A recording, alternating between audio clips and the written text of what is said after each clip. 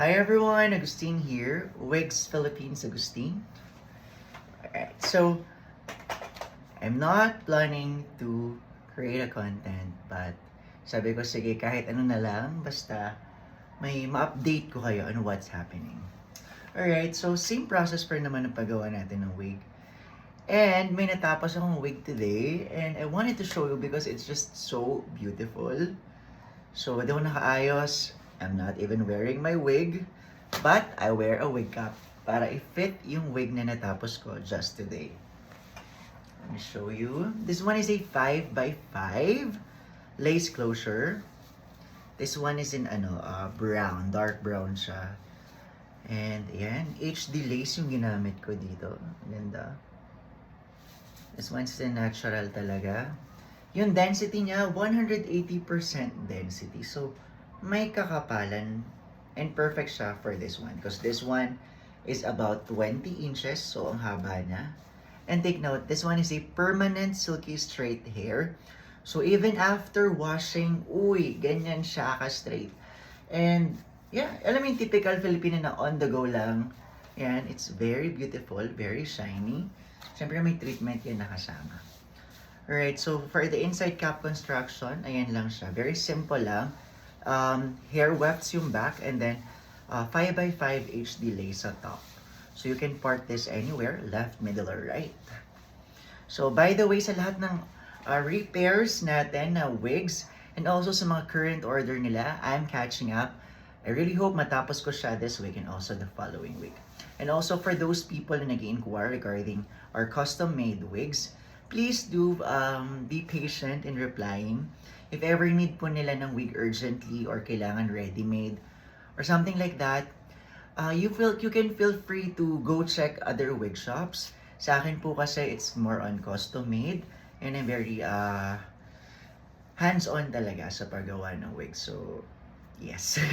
So, I'm gonna show this to you. Again, this one is a 5x5 HD lace. 20 inches. So, it's a bit longer than the usual. Ang ganda nito eh. Sabi ko, ang ganda. Okay. Again, we can custom made wig for you. Anything you need. Naka-customize natin yung kapal, yung haba. Also, especially pinaka-importante, yung measure ng cap. Kasi kailangan sobrang fit ng wig ninyo sa ulo ninyo para hindi siya mag-slide back or anything. And walang mga bukol-bukol. Kailangan comfortable talaga kayo gamit yung hair. So, ito, yan o. Ang ganda lang. Guys, this one, excess lace yan. This is a proof na brand new yung wig ninyo. Okay? Kasi pwede kong kayong bigyan ng something used na. But with this one, it's a proof na your wig is new.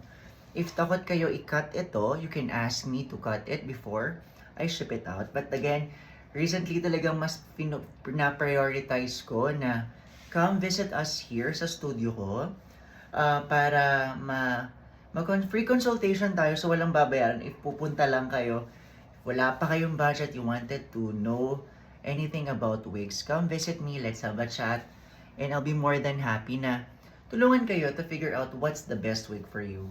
And para malaman natin kung gaano yung tamang kapal, ano yung hair texture, ano yung best color, and ano yung best haircut. For this one is 20 inches and a bit makapal siya than the usual.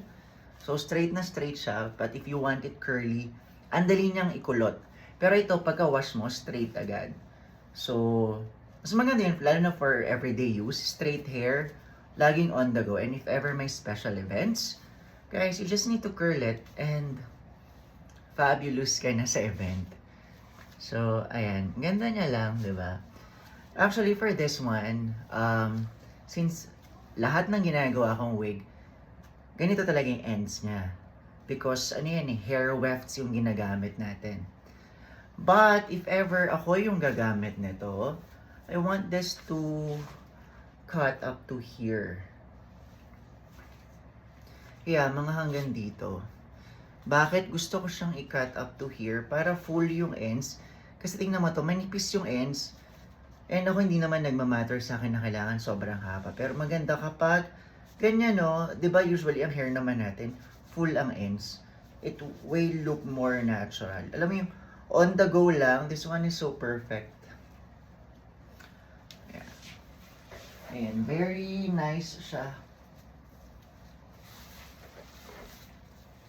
So again, sa mga on repair, yung mga pinapa-repair po ninyong wigs and also sa mga ginagawan ko, I'm catching up. Hopefully matapos this week or next week.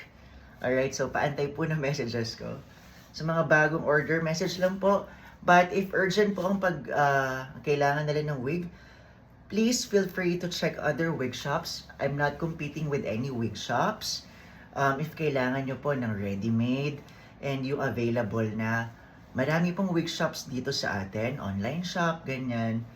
Pero ako po kasi custom made po ang ginagawa ko, yung perfect po para sa kanila. So, hindi ko rin po talaga pinupush yung pupunta kayo rito and bibili ng available na. I don't do that kasi pag nandito kayo, I'll make sure na ikaw yung palalabasin ko dito. As in yung buhok na dapat para sa yun yung ginagawa ko. Nga to, if ever ako, I want something long, this one, no? Ang perfect nung nagawa ko. Tama lang yung kapal. Tapos yung color, this one is a, dark brown. Hindi siya black. So, kung makikita mo yung kilay ko, black na black. This one is brown. Ganda. And syempre, permanent silky straight para, alam mo yan, wash mo siya, hang it properly. And then the next day, tuyo siya. Hindi mo na kailangan plansyahin. Hindi siya bubuhag-hag. Perfect lang. Ganda. Alright, so, yeah, my name is Agustin.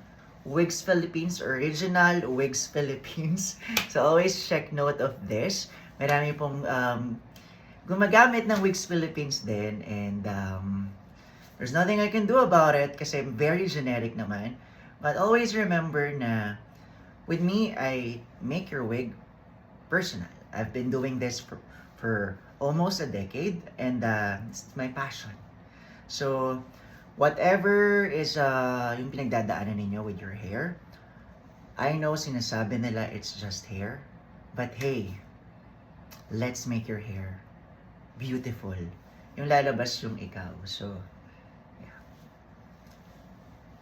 Ayan, no? Ganda. Ayan, masyado na akong madalda, but I just want to catch up with you. And also, Happy Chinese New Year. I miss you all, guys. And, yeah. Have a great day. Bye.